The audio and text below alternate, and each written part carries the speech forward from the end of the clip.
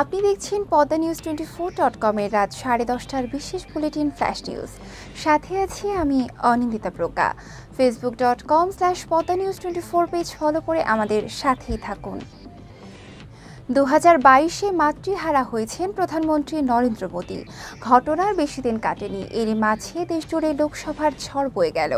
বিজেপির সংখ্যাগরিষ্ঠতা না পেলেও এনডিএর দৌলতে দেশের সরকার গড়ছে। তৃতীয়বারের জন্য প্রধানমন্ত্রী হলেন মোদী, তাতে মায়ের স্মৃতিচারণা করতে শোনা গেল প্রধানমন্ত্রীদের আক্ষেপ। এখনও মায়ের স্বপ্ন পূরণ করে উঠতে পারেননি তিনি। মাকে নিয়ে পুরনো কথা মনে করে চোখ ভিজিয়েছেন।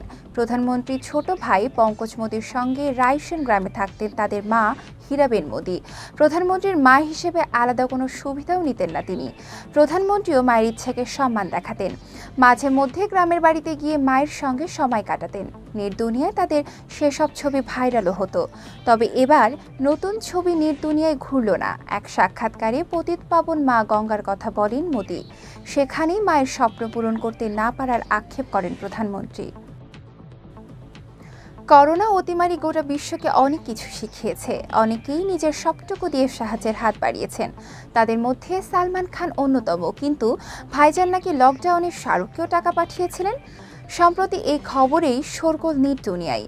এ তথ্য পুরোপুরি মিথ্যে বলাও যায় না, কারণ লকডাউনে শাহরুখ খানের বডি ডাবল রিজওয়ান খানকে সাহায্য করেছিলেন ভাইজান। এই ব্যক্তি হুবহু শাহরুখের মতোই দেখতে।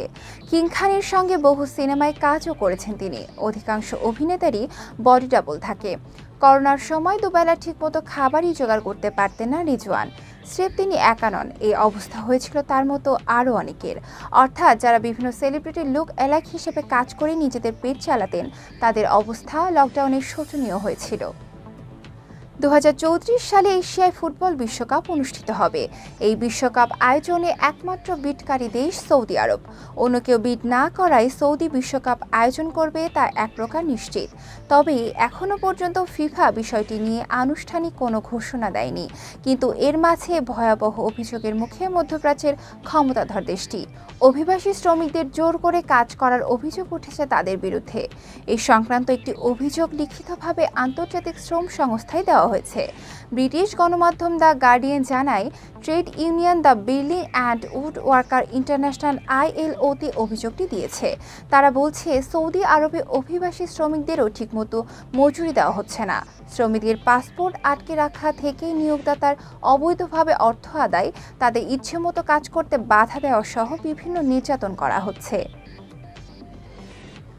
গুরুত্বপূর্ণ সব সংবাদ জানতে পদ্মা নিউজ 24.com এর বিশেষ বুলেটিন ফ্ল্যাশ নিউজ দেখবেন প্রতিদিন সন্ধ্যা 6:30টায়, রাত 1:30টা ও রাত 10:30টায়। ফ্ল্যাশ নিউজ দেখতে ফেসবুকে আমাদের ফলো করুন facebook.com/পদ্মা নিউজ 24, আর ইউটিউবে সাবস্ক্রাইব করুন youtube.com/@পদ্মা নিউজ 24 চ্যানেলটি। নিয়মিত দেশ বিদেশের আপডেট সব সংবাদ জানতে ভিজিট করুন multimedia news portal Padma news 24.com।